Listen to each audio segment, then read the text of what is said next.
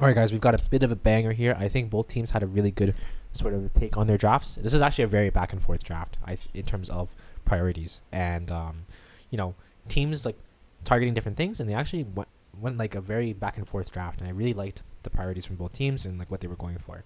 To start things off, do note that we're on patch 14.4, so some things have changed. So we got a big Ari buff with the 10% AP scaling on Q.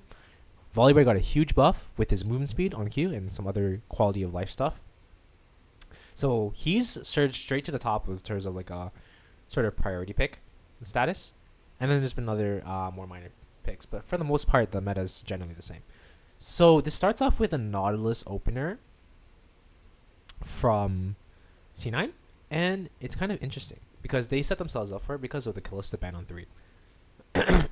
So two routes that Fly could go for this are they could just straight up match Senatom, and then they could just take Senatom, and then they could play it out like that, and it probably wouldn't be that bad in my opinion. But FlyQuest go for the other route, which is still good in my eyes because they got two priority picks with the Varus and the Karma.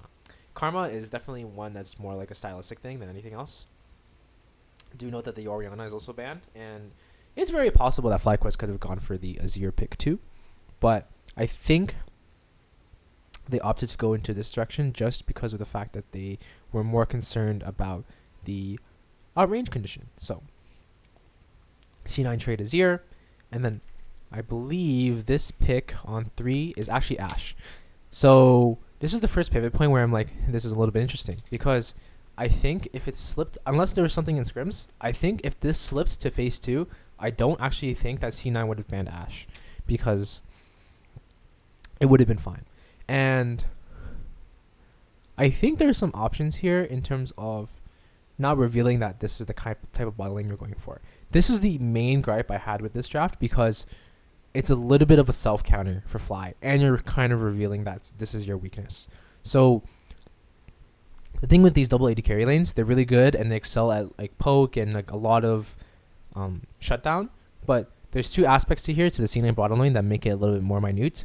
One is that the Senna actually has access to sustain, so it kind of negates this a little bit, and then two, the main counter to these types of lanes is engaged, like such as Nautilus. So it's a little bit of a risk due to the self counter, but it could be because that Fly is confident that they could be going for this. Alternatively, they could have went Varus Renata. Another version of this, although the matchup might not have been ideal into Senna, they could have also pushed support to second phase. I think this is very easily done. You could have picked probably any jungler here, unless they wanted to cook something crazy. You could pick jungle here, or you can blind top here as well. Right now, I would say for the most part, it's pretty well recognized that there's a lot of decently blindable things. So the Aatrox has been shot up to the premier sort of top lane beast at this point. He's taken over things like the Cassante and the Udyr because he has good matchups into both. And there's not all the good Aatrox counters are not really in right now. So there's that. So that's the main feedback I would have.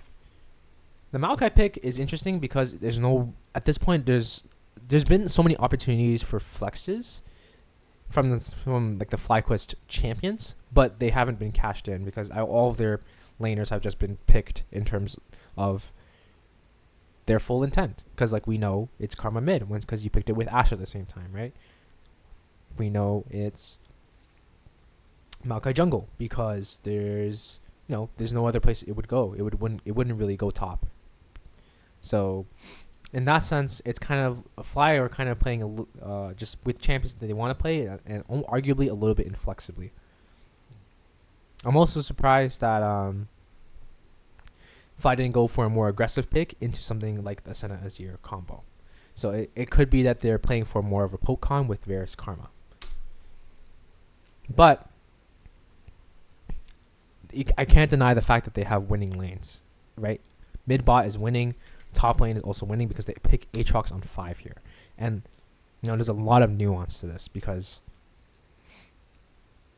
both teams actually have distinct strengths in draft. So, FlyQuest have really strong lanes all across the board, with the exception of probably the Renekton Nidalee into the Aatrox, it is like a soft counter into Renekton, but the problem here is that, with Renekton Nidalee, there's like a lot of guaranteed setup, and it makes it really hard for the amount of kill threat from that jungle top duo just makes it really hard to really answer. So, but Fly have a lot of room to get a lot of space.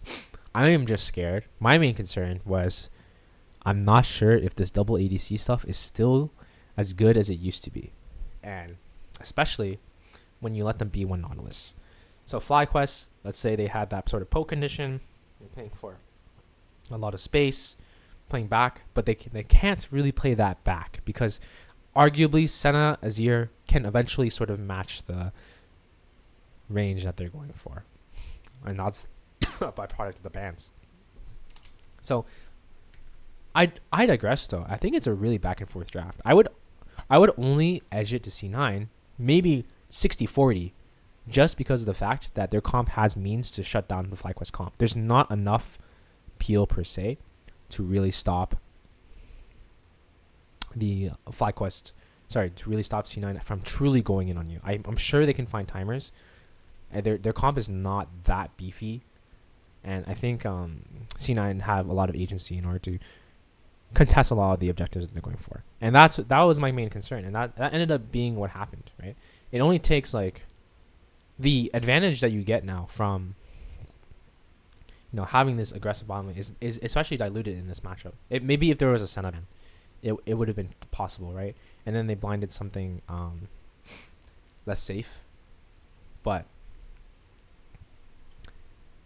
yeah, I think the shift in this meta will change a lot of the priorities that people can go for, because now you have jungle openers, you can save jungle for later too with things like Nidalee.